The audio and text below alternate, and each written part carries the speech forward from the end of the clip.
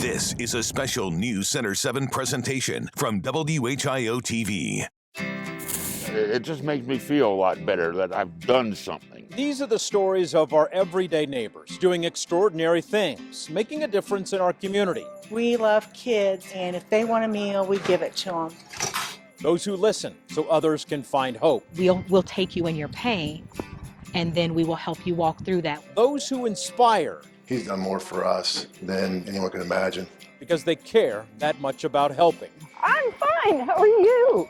And sharing laughter with a stranger. He's like a kid magnet, and he's like a big kid himself when he's around them. To make their day better. Hello, with the light shining bright here at historic Clifton Mill, we want to welcome you. We hope you and your family are having a wonderful holiday season. I'm James Brown, and we welcome you to our annual Making a Difference holiday special here on Channel 7. I want to give you a little history here on the mill. It opened in 1802. It burned to the ground in 1869. Then 34 years ago, the owners decided to put up a few lights, about 100,000. Now there are more than 4.6 million lights. We chose this symbolic location because so many people come here to find the joy in the season and the joy in each other. And the folks we're highlighting bring joy, and they bring happiness to people together here in the Miami Valley, making a difference without ever expecting any attention. And over the next hour, we're going to share with you stories highlighting wonderful people and organizations. You know, for years I've heard about this special workshop about an hour northwest of here. This time of year, obviously such a happy holiday season for so many of us. But for this couple I ran into, they think about Christmas pretty much all year long. Even gave me one of these, as they give them to others as well. Laura is one of those towns that sits a little off the beaten path in Miami County. Most days, it's as quiet as can be. But that's altogether different when you stop off at Jim and Belinda Wright's place. Santa's elves, where are they? North Pole!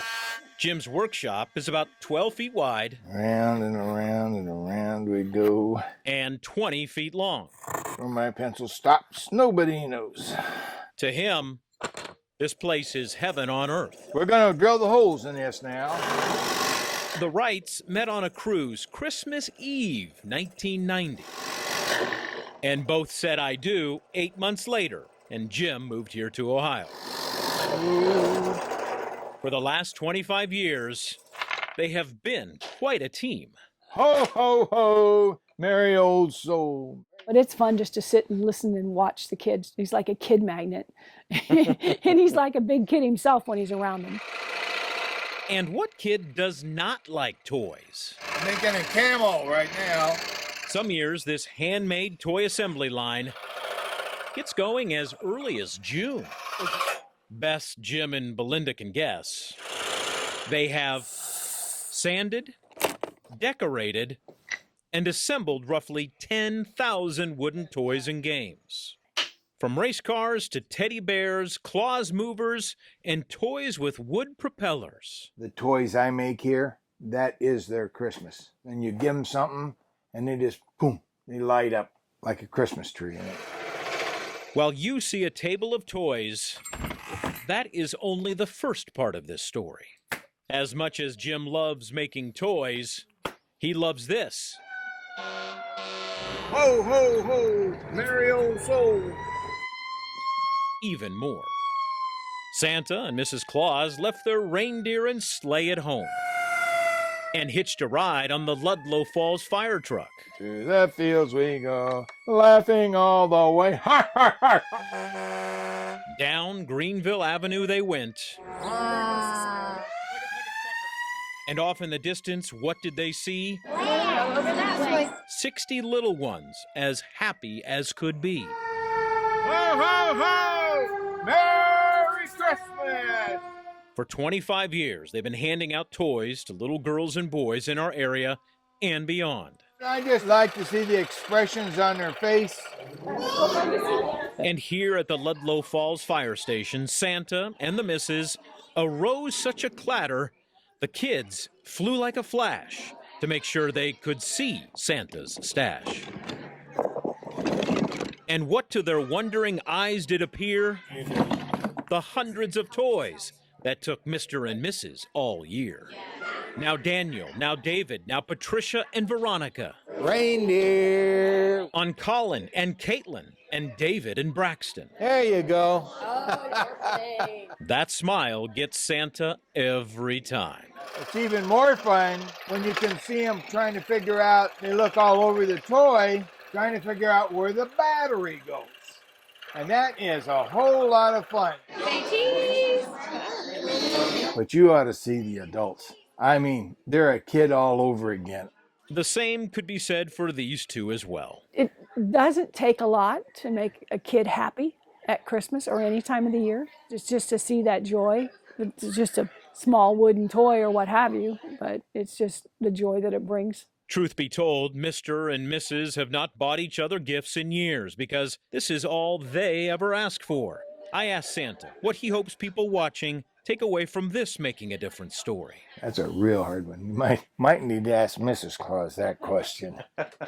But then I realized all anyone really has to do is look around. Thank you. You're welcome. And that question answered itself. I would hope for the kids, the love of kids and the joy they bring, the brightness in their face. And as Santa and Mrs. Claus' time here was through and Sky 7 flew out of sight, we heard the big man say, Merry Christmas. To all, and to all a good night. Santa told me the price of lumber has doubled during the pandemic, but that's not going to stop him and Mrs. Claus from making those toys for little boys and girls. Michael Ham was never allowed to call his dad Dad.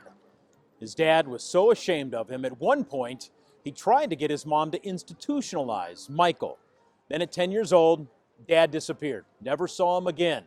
He never had that real male role model. But then he and his mom moved to Troy, and two school teachers helped save his life. How dare you? How dare I? From the day he was born in 1990, Michael's arms, legs, and parts of his body never worked quite right. He was never really able to walk. And when he was 2 years old, his mom, Patricia, got him fitted for his first wheelchair. Well, muscular dystrophy is a progressive illness. When he was 10, Michael's parents divorced. A couple years later, Patricia and Michael moved from Florida to Troy. And she prayed that I would have mentors or somebody who could show me how to be, as she called it, a good man. Michael's first year at Troy Junior High School was 8th grade. And he would crash that wheelchair and all the desks.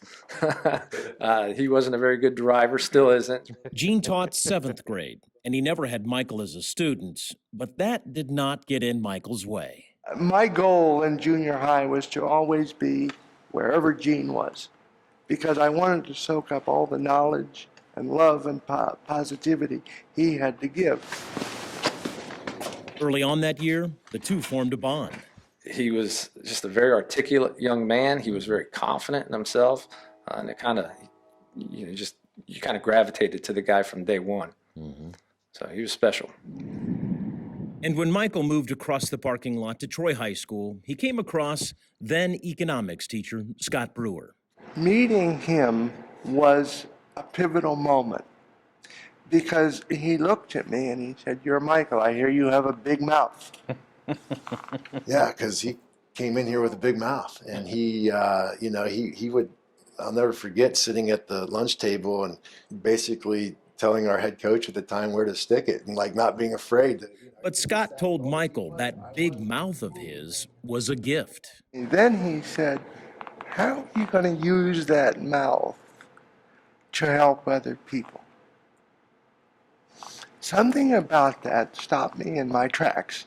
Scott and Gene helped Michael figure out what he called his how and why in life, his purpose. Michael went on to win a national award for public speaking, and the award still hangs on the classroom wall saying to Gene Steinke, "My brother, my hero, much love, Michael."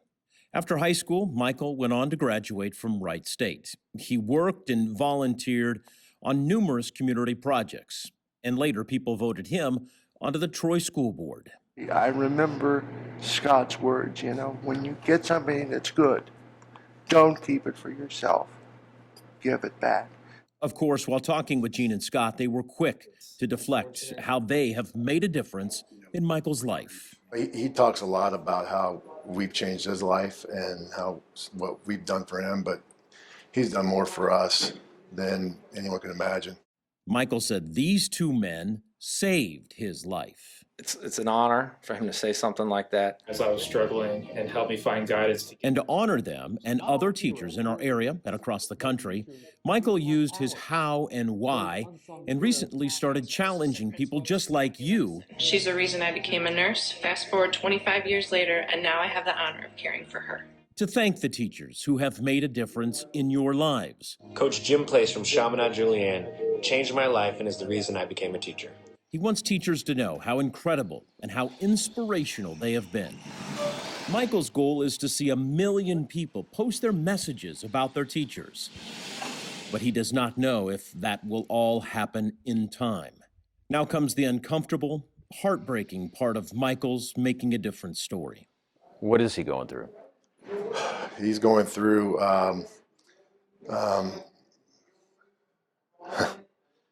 he's dying. He's dying. Michael needs more and more help with oxygen. He's deteriorating fast. His lung capacity has dropped to just 10%. Every day's a struggle. Every day is tough for him to get out of bed. Every day he doesn't know if it's going to be his last or not. After Michael's mom passed away in 2016, it left him with no living relatives. Gene and Scott knew right then what they were going to do. He's developed into like a little brother, and so we've adopted him for the most part. But it has been so much more than that. I say the greatest lesson they taught me was about family, because Gene Steinke and Scott Brewer is everything a young person thinks a big brother should be. Michael, Gene, and Scott know there is no way they can change the next chapter of Michael's story. Sadly, that chapter is coming sooner than later. He's a best friend, and you only have so many of those, like I said, and to have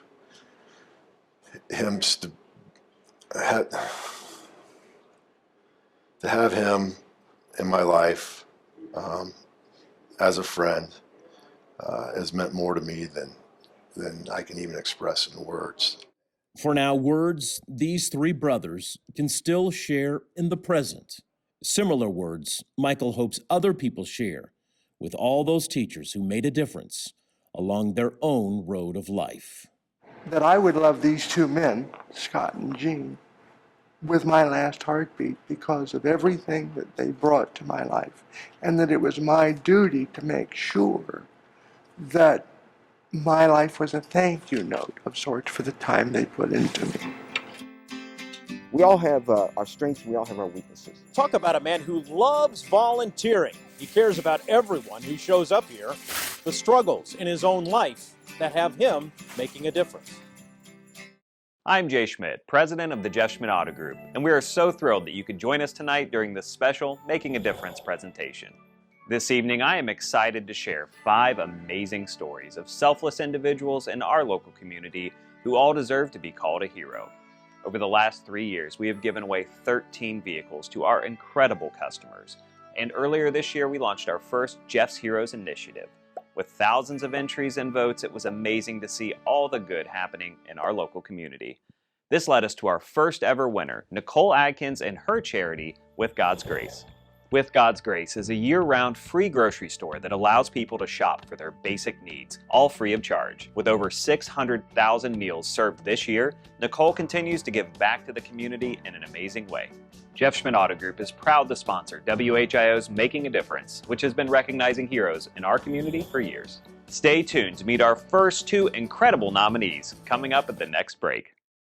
Welcome back. At times, sometimes the best stories we find are when we're working on a different story altogether. This man you're about to meet does not see race. He does not see socioeconomic backgrounds. All he knows is there are people who need help, and he points them in the right direction. Charles Kennedy started out here. Okay. volunteering once a week. All the way around the horseshoe. But that then turned to 2. With Charles, he's the first face they see when they pull in this place. Here along Cincinnati Avenue in Xenia, At some point, you got to give back. Charles pretty much runs the parking lot here at the Xenia Fish Food Pantry. Ma'am, I need to have you back that way, and I will direct you how to get out of here. Twice a week, Gail, Charles, And keep that card. and a team of about 100 volunteers I need 2. I need another one. work to get thousands of pounds of free food to Greene County residents. You know, why do you do this? What's the incentive? What's the inspiration? I just feel blessed. I had good parents. They set us on the right path. 15, 16. Before COVID, Slow. the pantry was helping about 600 people a month. Now that number is right around 1,200. Well, the big thing is I just want to make sure everybody's safe. Now serving 19, 20. While talking with Charles, I quickly realized just how humble he was, making a difference, and so quick to commend and credit everyone else here. There's some very energetic, very enthusiastic people that work here. And that's one of the things that kind of inspired me to want to hang around. Charles sees the struggles people face right now. This is his little way of helping. Okay. And providing folks a little encouragement. I'll keep it slow and go around the loop. Earlier in his own life, he faced his own challenges. Well, the first one that comes to mind is when I lost my dad. And a year before that, he was engaged, but the marriage never happened. Charles said he was broken. Things were so tough, he was sure he was not going to make it. You know, we all have our strengths and we all have our weaknesses. A college mentor saw his struggles and cared enough to help give back and get him on the right path. And ever since, Charles has made it his mission to make a difference. I wish I could model his enthusiasm, his kindness, his optimism. So far, so good. Right now, the road is not easy for so many folks. Charles thinks God guided him here to the Fish Food Pantry and help people navigate life's bumps in the road. His cheerfulness means so much to people that are coming here. Another successful parking lot assist. But when they see a smiling face, when they hear a kind voice, it makes it all okay. And Charles and his crew will be right back here next week, making a difference. Charles was so grateful for the time we spent with him, but he was very quick to point out the other volunteers there deserve so much more of the credit than he did. They call themselves the Deli Girls, and they started out about 3 years ago. Their goal that first year was to feed between 50 and 100 kids, but boy, did they underestimate the power of prayer and the power of small town mentality, making a difference in South Montgomery County. Take a look.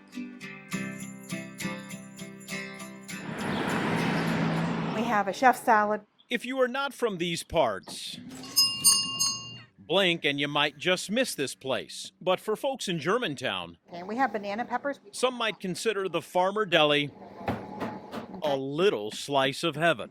Kirsty comes to see us. Kathy Stubbs is the deli's proprietor. Just saying. She jokes how she went from farm girl most of her adult life to small business owner. Give us about 15 minutes and we'll have it ready for you. And at first, her adult children were not so sure about this. They tease me about my business model here because we give away more probably than some, but. And then there's volunteer Kim Wharton. So Kathy makes the food for my father's house, and I get the volunteers for my father's house. Kim's daughter helps out in the kitchen as well. My Father's House Ministry is a faith-based organization where volunteers help get food to people in their community. All right. Anything else for you?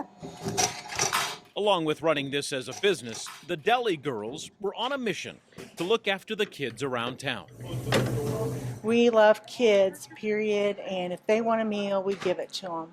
In 2019, they saved up some money from deli sales to help cover some of the cost. And these two go together. And when word got out about the recipe they were cooking up, And it started with the tip jar. People wanted to leave tips, and I wasn't prepared for that.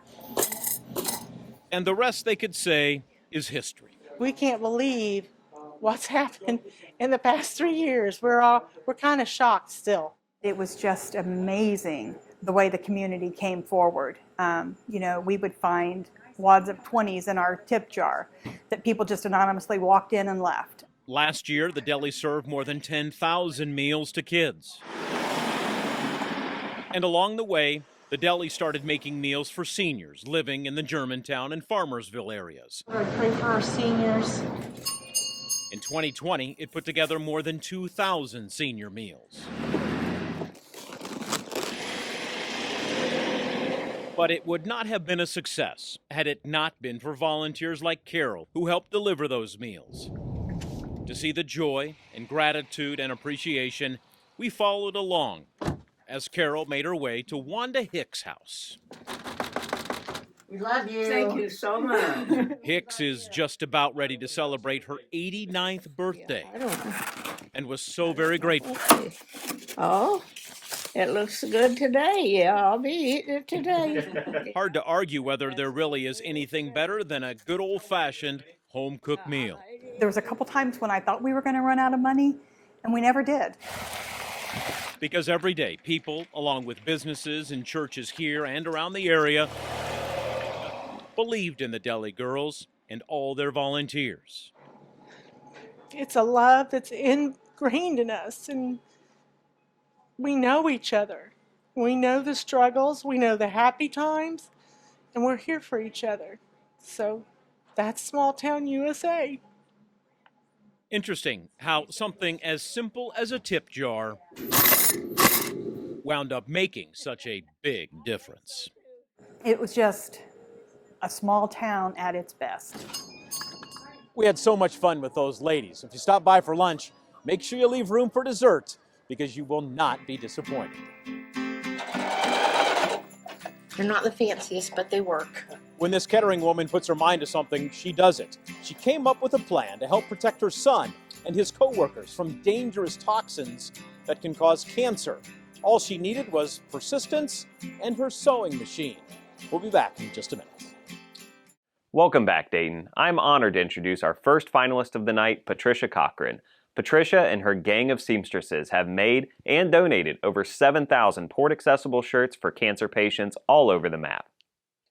As someone who is going through chemo and have to go at least every other week, I want to thank Patricia for her kindness and putting together these zipper t-shirts for when you do go to chemo.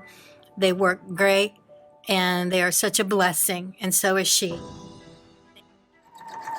Pat and her 6 friends got the nickname the Gang of Seamstresses. We put a zipper in from the neckline down to the armhole, and that unzips and it accesses the port, and they don't have to change their clothes. So it's very convenient for them. Something so simple, yet so comforting for folks as they face their battle with cancer. 3,000 shirts they have altered, all for cancer patients going through chemotherapy, are all free. All this started when Pat's childhood friend, Red, got cancer. His fight involved doctors putting a port in his chest.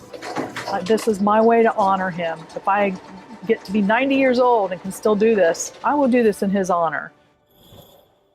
Next up, meet David Nugent, a Brookville resident who has repaired and given away over 3,000 bikes free of charge to children in the community. Let's take a look at his story and see his passion for making kids smile. I'd like to nominate David Nugent. He spends his time fixing up used bikes and scooters to give away to children. And I said, there must be something I can do to help. And you know, one of the ministers come by from Plainview, and he was telling me, he said, Dave, I'll tell you what you can do with them little bikes, because I worked on bicycles. And he said, give them to the church. And he took them to the church and give them away with the commodities. And then the kids just grabbed them up right now. It was really, you know, they was surprised. So I did that for a while. So then I started putting them on my front porch, advertising every month and telling them to come get them. And it just got it's been overwhelming. I mean, There was a few times I went in my front yard and I had to stand in my garage because there were so many people. The biggest thing that would touch my heart is making them kids happy. Is because, like I told you, they're our future. And without them, what kind of future are we going to have? I just love what I'm doing. Stay tuned to see our next Jeff's Heroes finalists coming up on the next break. We want to welcome you back to News Center 7's Making a Difference special here on Channel 7, here at the gorgeous, historic Clifton Mill in Greene County.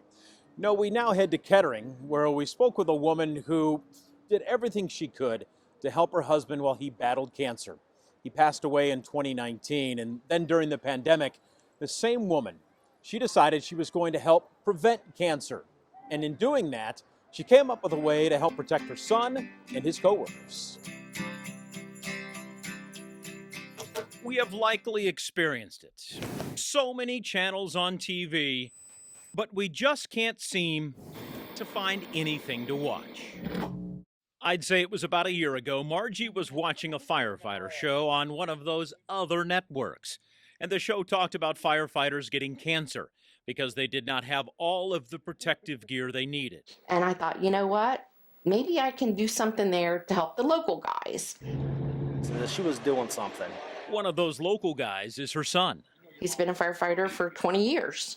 Ken Collier is a fire captain with Sugar Creek Township. She wanted to feel like she had a purpose and that she was doing something. Ken and Mom got to talking and came up with a plan. She was very determined. But then COVID hit, and it put her fire equipment fundraising plan on hold. 36. Margie saw people everywhere needed masks. And she was on a mission. They're not the fanciest, but they work. Word spread fast about her mask-making talents. I made some for someone in Florida, and they were like, well, how much do I owe you? And I'm like, well, you don't owe me anything. But folks were not having any of that. Can I send you some money? And I thought, well, if you do, I can just donate it to the firefighters. And then I was like, duh. That duh moment inspired her to create a Facebook page. She showed her masks there and let people know they could donate to her cause, but only if they wanted to and if they could afford it. In the very beginning, they put a pattern up for masks. Margie will never forget what happened after she made a few masks with Jeep material and showed them on the Facebook page. And the next morning, I woke up and I had 187 emails. The rest, shall we say, is history. There were times she could not make them fast enough. How many masks do you think you made? I've done over 2,000. And 1,000 of those went to EMTs, firefighters, and nurses. In no time, people donated close to $5,000. And that was just about what it was going to cost to make sure every firefighter had one in Sugar Creek. Because this hood has like a 98% rate of getting all the particles out, and most firefighters absorb the carcinogens around their face and head because that's the only open part on their body left. Firefighters wear them under their helmets and oxygen masks. Her goal was to get that 50, and she was going to get that 50 one way or another. Now, more than a year later, Margie is still sewing masks. While the requests have slowed, she is keeping her foot firmly on the pedal, and her mind keeps racing. Her new goal: I'm committed. Get a second set of new firefighter gear here for the 30 firefighters. That's going to cost how much, you think? Over 50. $50,000. Yeah, around there. Never did Margie imagine a TV show, cancer, and COVID together would ignite such a flame inside her and wind up making a difference. She's an awesome woman. Love her to death. And so do the other 49 men and women firefighters who know, thanks to Margie, they are now better protected for the next time they have to head out on a fire call. When I met John Hobson earlier this year, he was 93. He's since turned 94. He told me he was just a country boy from Kentucky and moved to Greene County a few years ago so his son could look after him. And never did he think finding a stick in the woods would start a movement and make a difference.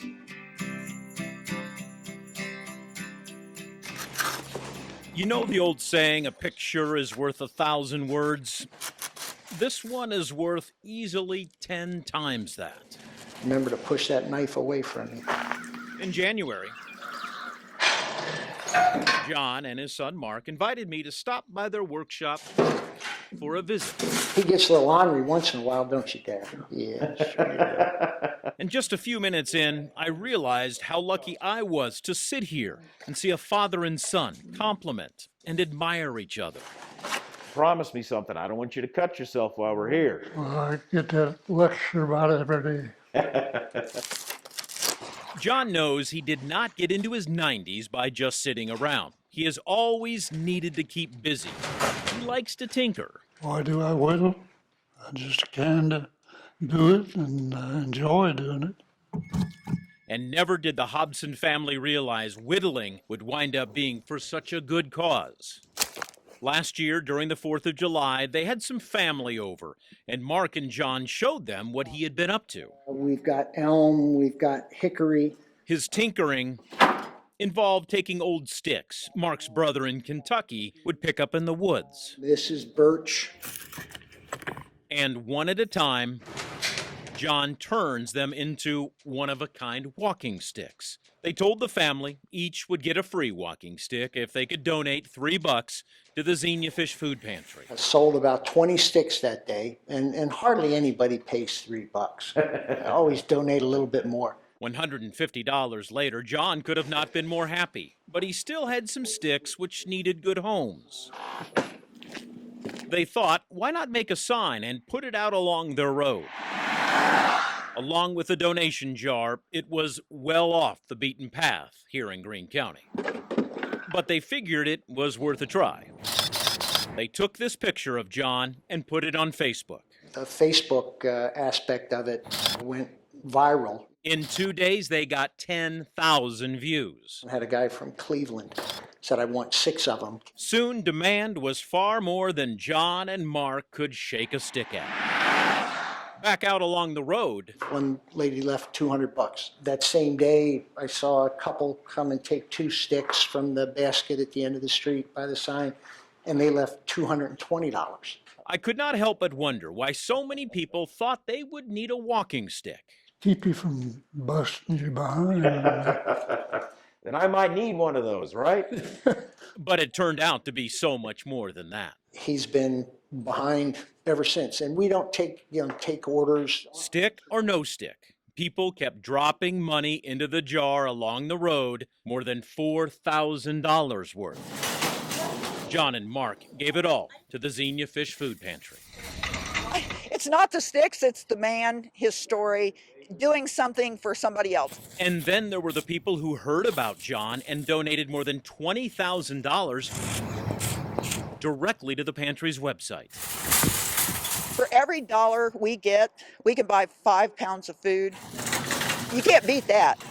But they work real hard over there. The Hobson family never knew the food pantry needed so much help, but we're just glad this all came together when it did. The outpouring of generosity has really renewed my faith in mankind. There's a lot of good people. Mark said he wants people to take away from this story a few things. Remember to look and see who might need a little extra help getting by. It's about the truest statement I could make on him. He just got a wonderful heart. And never take for granted, even for a moment, who you are next to on life's journey. I believe he's the kindest man I've ever known. None of us knows just how long our journey will last. He said, my dad is the kindest man I've ever known. You're trying to make me cry.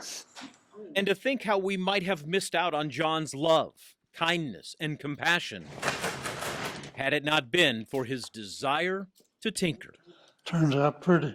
And turn some old sticks into works of art and pay for more than 130,000 pounds of food. Making a difference, I'd sure say. The city of Xenia and the Fish Pantry had John Hobson Day as a way of saying thank you. Check back with the food pantry. And because what John has done, it's helped the food pantry raise more than $30,000 for food for folks in our community. I went in to wake him up to go to church on Father's Day. He turned over. I couldn't identify. He had been so badly beaten the night before. She's talking about her son. When he was a teenager, he got hooked on drugs. Just how horrible that was inspired her to start cooking homemade meals for police officers. She's still cooking more than 30 years later. Now it's time to meet Chaz Amos, a 19-year-old with a love for Dayton and a passion to revive it. Chaz and his organization, I Love West Dayton, are serving as a beacon of inspiration in the local Dayton community. I love West Dayton. Can I get a honk if you love West Dayton? Organizer Chaz Amos said he came up with the I Love West Dayton Cleanup Initiative after seeing the social unrest following the death of George Floyd. So if we don't value the community in which we stay in, how can we expect our lives to be valued from the outside looking in? You know, there's trash everywhere, there's abandoned homes. It's just like people are complaining, everybody has something to say, but nobody has actually gone out to do something about it. We're here because Chad asked a question, and this is the answer. Not judging, not blaming, and that's what this project represents. He has brought so many people of different walks together, different ages together for one cause. So when you see leadership, you know it. We have a workforce development program in the making where high school students are going to be able to get community service hours. He allows himself to be mentored by a lot of great people in Dayton, and he's allowing himself to be supported, and people are following. I'm not the one who made this. This is the community who made this. Because I Love West Dayton is nothing without people participating. What an incredible young man. Our next finalist is Michael Note. As founder of Have a Gay Day, their mission is to create a safe environment for the purpose of equality, education, and support of the LGBTQ community. If you're hungry, if you need something, if you need food, Michael is there. Have a Gay Day is there. They want to help out. Doesn't matter who you are or where you're from. He really has only one goal in mind, and that is making Montgomery County a better place. He started this project with no real money, no real hopes, no real thoughts. He just knew that he wanted to serve his fellow man and wanted to make life better. The thing is, as an organization, we try to fill in the voids. So if we find a need, we try to fill that need. We're all volunteers, we all work full-time jobs, and then we have a lot of great partnerships. So one of the partnerships we have is like with a food bank. We received a little bit of funding from the Hall Hunger Initiative to be able to purchase a vehicle to make deliveries for people that couldn't make it to a food pantry. They are also a pet food pantry. They have a supply of items for babies, diapers, formula, and personal care products as well. It's really about asking the community what they want and hearing the community and then incorporating that into the plan for the future. I would say if there was anything that I wanted someone to know about Have a Gay Day, is that we're kind, that we're a judgment-free space. Coming up, meet our last finalist, whose work is changing the lives of countless young women in her community. In all of the Making a Difference stories I've done, this woman quite possibly wins for wanting to talk the most. She's very passionate about her story, passionate about the fact just how difficult and the struggles her son faced when he was younger and could have very well died. But thanks to 2 police officers, they helped save his life. And she continues to make a difference, saying thank you to law enforcement in our community. I need chili powder, salsa. This is one of those stories which quickly became a perfect recipe for disaster. 2 cans of diced tomatoes. Pat Roller loves to cook. Always has since she was a little girl. Growing up on the family farm about an hour southeast of Dayton. Never did she think, even in a million years, it would be her way of saying thank you. About 34 years, I started in Indianapolis. Her way of showing police officers how grateful she was because officers cared enough to save her son's life. Pat and her husband moved to the Indianapolis area for his job. They thought their own good old-fashioned down-home country upbringing was the perfect recipe for raising their own kids. The very beginning of the whole thing was my son had a drug problem. That involved marijuana and alcohol. How bad was it? It was bad enough that he started stealing money. I went in to wake him up to go to church on Father's Day. He turned over. I couldn't identify him. He had been so badly beaten the night before. Her son owed drug dealers money. One time he disappeared for 7 weeks. And I wrote, God, just let us find him. She said 2 police officers were like his guardian angels. They took an interest and gave him their number. And when things would come up, he would call them. They saw something in him, and they cared. But because of those officers, the fact they took the time to help, Pat knew just the way to say thank you. She started cooking and baking, and would show up at the police department with food. Then she started inviting entire police departments over to her house, and they would fill her kitchen and living room. When she and her husband moved back to Miamisburg more than 20 years ago, she went as far as making sure she had the right floor plan as to maximize the number of officers she could feed in her house. While still in Indianapolis, Pat was so angry with how drugs almost killed her son, and she decided to fight back. And I would go and watch the parties, and I would compile information, who was dealing what. Pat worked undercover for investigators, wore hidden microphones to record what she saw and heard to help those investigators catch drug dealers. I went after some people. I supposedly had a contract on me at one point. She did not care. It only further sparked the anger inside her. It was her way of peeling back the layers of anger she had inside. This was about getting even with the people who supplied her son and so many others with drugs. But even to this day, Mom and son have never really talked about that dark, painful time in their lives. I keep thinking sometime I want to ask him, do you hate me like you did? Because I didn't know what else to do. And until that day comes, if it comes at all, she will continue what she calls her ministering to police. And later, that is exactly what we found Pat doing, right here at the Miamisburg Police Department. Enough soup and dessert to feed an army. Sour cream. No way any officer here was going to go hungry. When they come and stand in line, I'm fine. How are you? To give me a hug when they're leaving, they got it. Just here in Miamisburg, it's hard to keep track of how many times she has stopped by with food. It's encouraging to have somebody who is so thoughtful. There's a lot of man-hours that went into making a soup for 40 plus people. What started out as her fight, her battle against drug dealers, helped ease her own pain. I mean, she's a living example of everyday kindness and little notions that make a big impact on a lot of people. Even Pat admits it's hard to believe she has been cooking and feeding officers all these years. Long ago, she stopped counting just how many officers, instead focusing on who will be next. I've got lined up within the next week, Moraine and Centerville. Making a difference, one police officer, cream of mushroom, and one police department at a time. The perfect recipe. Yeah. Wouldn't you say? But she's always got a welcome place here at our police department. Why is it Americans love free stuff? We caught up with a man who stole this next idea from someone in Wisconsin. And through art, he and others are making a difference in our community. Bill Cunningham is what you call a folk artist, always eyeing his next creation. Folk art, a lot of it's made out of found objects, found wood, whatever they can find, really.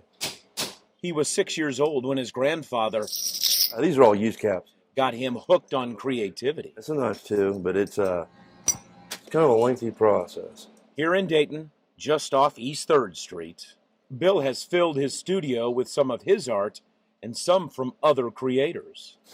And this process just repeats and repeats. But he and other artists wanted to find a way to share their work with our community. It was an interesting thing. And the idea of it was to give a place for anybody to produce art, literally anybody.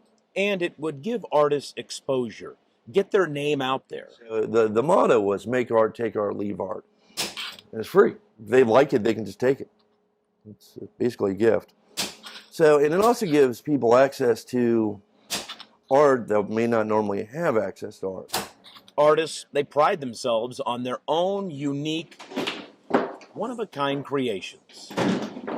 We've got some new stuff to install today. But in this particular case, Bill was happy to steal this artistic conception and create the first one-of-its-kind in Dayton in 2019. He calls it the Little Free Art Gallery. And I think it did make a difference. This is the smallest gallery I have ever seen. The first year we put it up did really, really well. He said the gallery gave away more than 600 pieces that first year. It allowed artists, professional and amateur, to put a piece of work in and then not really know where it goes. Like, these are some of mine. This came and dropped off last night. But what Bill does know is more than 1,000 pieces of art went in and out of the little art gallery in 2020. Now everything in here, if somebody wants a piece of art, they open the door, reach in, take it out, it's theirs. And the value of each piece of free art.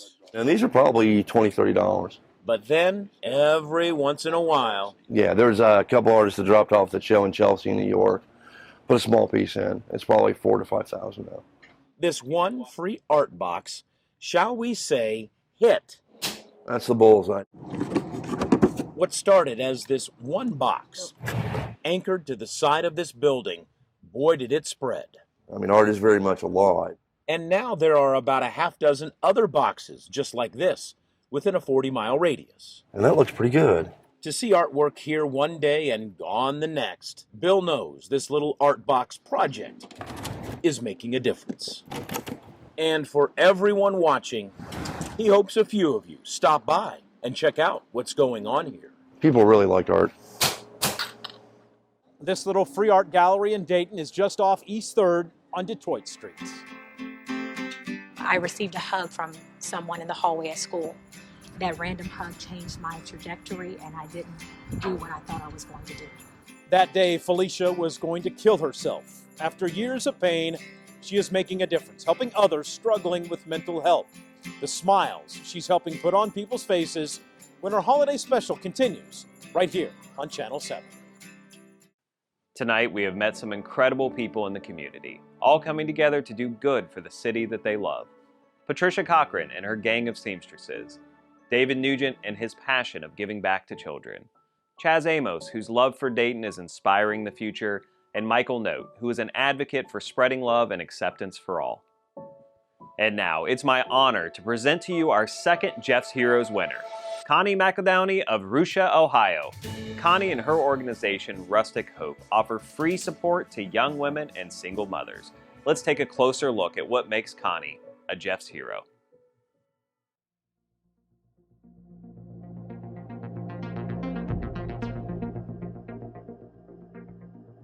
I live a totally out of control life. I've learned not to make plans anymore. Like, I don't even like to keep a calendar.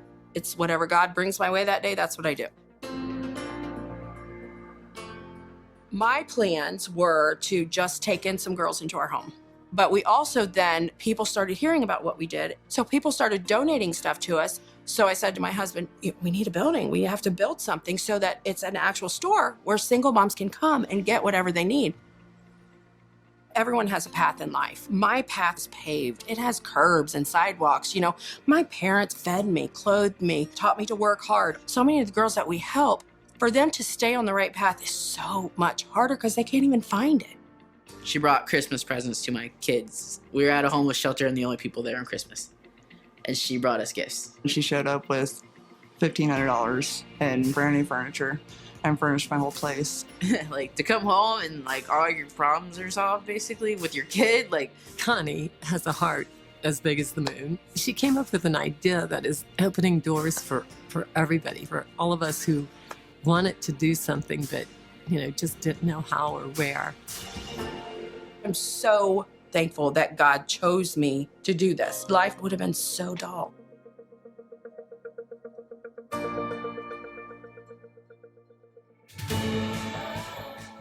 Congratulations, Connie, on winning a new car and $10,000 cash. We can't wait to see what you will do in 2022. Thank you all for joining us, and we are proud to announce that we will be back for 2022 with more Jeff's Heroes and even more incredible stories. The Jeff Schmidt Auto Group is proud to be a part of the Dayton community and to support the people making a difference here every single day. Don't forget to visit jeffdeals.com for all your new and pre-owned vehicle needs. And from all of us here at the Jeff Schmidt Auto Group, we wish you a very Merry Christmas. Stop in to Jeff Schmidt Mazda in Beaver Creek and experience the Season of Inspiration sales event. Discover all the new models and find your perfect ride this holiday season. And it all starts here at Jeff Schmidt Mazda, where your next car could be free. Suicide first brought Carol Greastorn and me together 4 years ago. We talked about the death of her brother Randy. Just saying his name would bring tears to her eyes. This time around, she brought along a friend, and together, they're making a difference. You can feel the love. People can see that there is an ever after. There is light at the end of the tunnel, that you can get through this. There's a saying in life, never judge someone until you've walked a mile in their shoes. So we never know what kind of issues people are dealing with. The burden, the struggles people face can wind up being too much. For Felicia, it started when she was about 8 years old. She, her sister, and their mom were in a car crash. My mom had passed away years earlier, and I missed her.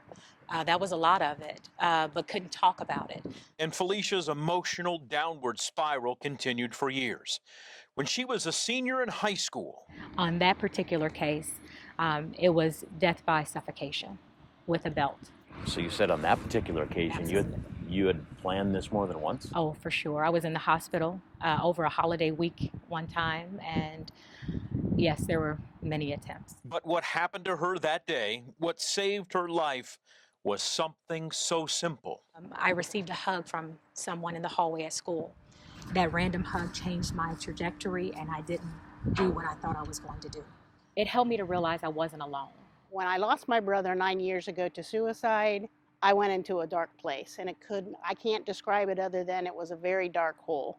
Before her brother died, Carol did not realize the sort of dark hole he was in. He would give him a ho, ho, ho, and yes, he looked like Santa Claus, but inside he was really hurting.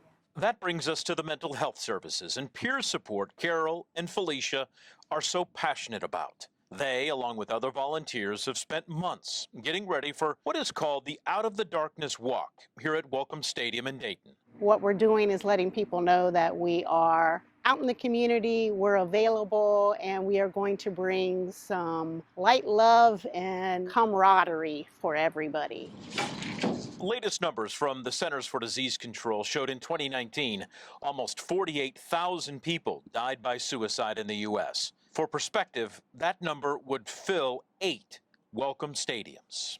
The first Out of the Darkness Walk was in 2013, and every year, more and more people have taken part. The 2021 walk in mid-October welcomed about 1,000 people. And that's why programs like this are important, to let people know there's people out there to receive you as you are. Felicia said it's important for people to understand mental illness does not discriminate by age, gender, or skin color. Each bead represents one of the loved ones that we've lost, or ourselves. It just brings people together to let them know they're not alone.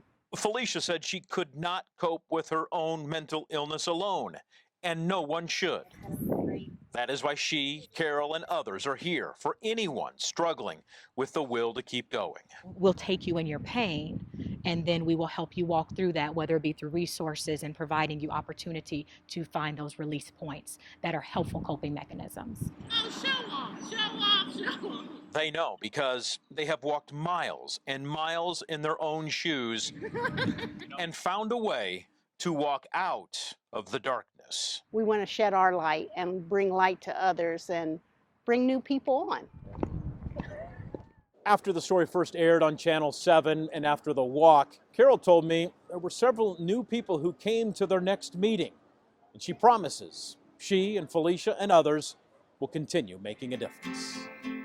He's a retired police officer, and his passion these days, you will find him at the cemetery, talking to people who died more than 100 years ago. Someday, what he hopes to say to them, our Making a Difference holiday special, will be right back. I want to welcome you back. The last couple of years, this man has made it his mission to bring a little life back into people who have been dead more than a century, and never did he imagine something as simple as a toothbrush would be making a difference. One thing is certain. You have to have a lot of patience. There is no missing Dave Watson. Along with his 6'3" frame, I just set this out of the way for now. he just has one of those voices. This means a lot to me. You might just hear him. And I know I'm going to use these. From the other side of Woodland Cemetery here in Dayton. I just want to get to see what kind I need here first. Dave was a Dayton police officer and retired 18 years ago to take care of his parents. Toothpicks are great too, you know. A couple years back, after his parents passed away, one who had Alzheimer's, the other one had a stroke. He got to thinking. Here, I'm getting rid of some stuff here. He needed a hobby. Just doing that. So here at Woodland, he took a class on how to bring back some life and beauty to those forgotten. These things have been sitting in here for 100 years. The seasons, the decades. And she died in 1926. And the passing of time. I'm working on mother and father now. Have made it hard to even read some of the names of people laid to rest here. I have a lot of respect for this cemetery. As I've said before, everybody has a story. Every headstone he has chosen. I want to do it the right way. I want to gussy him up. Dave estimated he's cleaned easily 30 to 40 headstones. This is somebody's mother, this is somebody's father. But you look at the stones here, and you can't read them. So that's my job. As we watch Dave gently scrub, pick, and scrape away Mother Nature's history, he let us in on his secret formula. Here, look at how that's coming out here. You can read this now. Just a little scraping with this and a little more water pressure here. Look at this. Anna's coming back to us now. Good old-fashioned water and a little elbow grease sure did wonders. And Anna's getting a little more civilized than she was before when I first got here. As Dave and I sat and talked, he told me Woodland Cemetery has brought him peace. He feels comfortable here. Feels God has given him a purpose. I'd like to think I'm making a difference. But he has never asked to get paid and never will. It just makes me feel a lot better that I've done something. I matter to somebody, even if there's nobody that knows who I am or what I do. In this lifetime, he has never gone looking for any special recognition. But these people here all lived. They all had lives. But when the day comes and his time here is done, when I go to heaven, and I believe it wholeheartedly that maybe my spirit will run into the spirits of the people that are at rest here now, and their spirits will say, "Oh, I know you. You're Dave. Thank you for watching out after me." I said, "Well, it was my pleasure." Until then, Dave said he has a lot more work here. Man, what a mess.